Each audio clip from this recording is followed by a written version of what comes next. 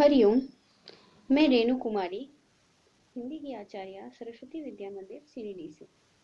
आज हम सभी कक्षा षष्ठ के हिंदी व्याकरण से पढ़ेंगे उपसर्ग। जैसा कि हम सभी जानते हैं कि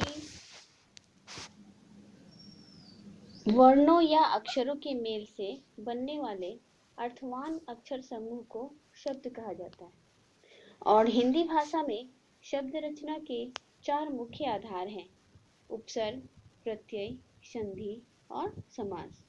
आज हम उपसर्ग के बारे में पढ़ेंगे। उपसर्ग का अर्थ है, उपसर्ग 2 शब्दों के मेल से बना है, उप और सर्ग।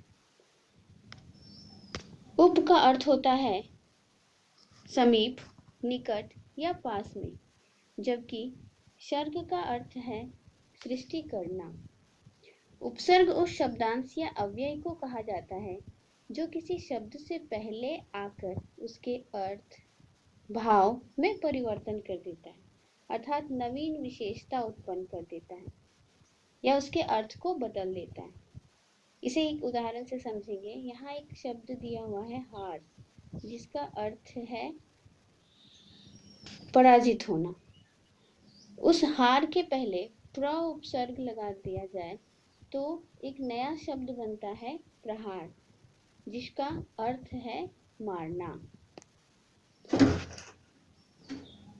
हिंदी भाषा में प्रयोग होने वाले उपसर्ग मुख्यतः 3 भागों में विभक्त किए जा सकते हैं: संस्कृत के उपसर्ग, जिसे तत्सम उपसर्ग कहा जाता है; हिंदी के उपसर्ग, जिसे तद्भव उपसर्ग कहा जाता है; आगत उपसर्ग, जो प्रायः उर्दू एवं अंग्रेजी शब्दों से आते हैं।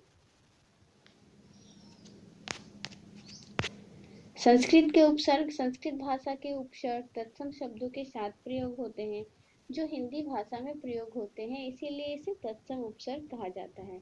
यहाँ कुछ तत्सम शब्दों के तत्सम उपसर्ग के उदाहरण दिए गए हैं।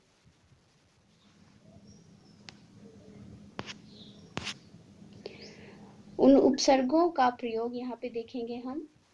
अति का अर्थ है अधिक, उससे बने शब्द हैं अत्याचार, अतिवृद्धि, अतिकाल। उप का अर्थ होता है समीप, छोटा, सहायक, उससे बने शब्द हैं उपवन, उपहार, उपयुक्त। प्रति का अर्थ होता है चारों ओर या आसपास, इससे बने शब्द हैं प्रतिकूल, प्रतिदिन, प्रतिक्षण। कु का अर्थ होता है बुरा या नीचे, कर्म के आगे कु लगा देने से वो कुकर्म बन गया, उसी तरह से कुपात्र।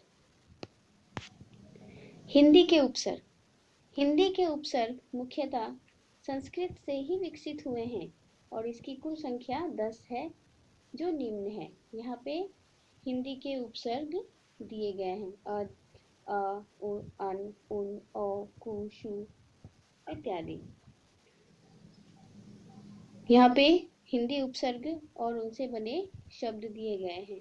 अ का अर्थ होता है निषेध या अभाव, अलग, अजान, अनाम, उनसे बने शब्द हैं। अध का अर्थ होता है आधा, पका में अध लगा दिए तो वो अध पका हो गया। जला शब्द में अध लगा दिए तो अध जला, यानी कि आधा जला हुआ। खिला में अध लगा दिए तो अध खिला, जैसे आधा खिला हुआ।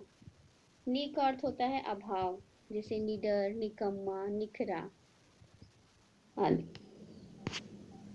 आगत उपसर्ग हिंदी में विदेशी भाषाओं से आए आगत उपसर्ग मुख्यतः उर्दू एवं अंग्रेजी भाषा से विकसित हुए हैं, जो निम्न है, जैसे कम, खुश, गैर, दर, बर, बे, ल, सर, हर, बिला आदि।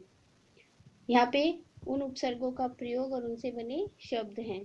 कम का अर्थ होता है थोड़ा, यानी कि उससे बने शब्द हैं कमजोर, कम बख्त, कम अक्ल। खुश का अर्थ होता है अच्छा, उससे बने शब्द हैं खुशबू, खुशकिस्मत, खुशहाल। ना का अर्थ है अभाव, ना पसंद, ना समझ, नाराज।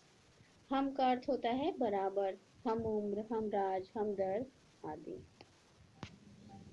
इस तरह से हम देखते हैं कि हिंदी में उपसर्गों का प्रयोग करने से उसमें जिस शब्द के साथ उसका प्रयोग किया जाता है उसमें परिवर्तन आ जाता है, उसके अर्थ में विशेषता उत्पन्न हो जाती है, प्रतिकूलता उत्पन्न हो जाती है, या कभी कभी ऐसा होता है कि उसमें उसके अर्थ में कोई परिवर्तन नहीं होता है।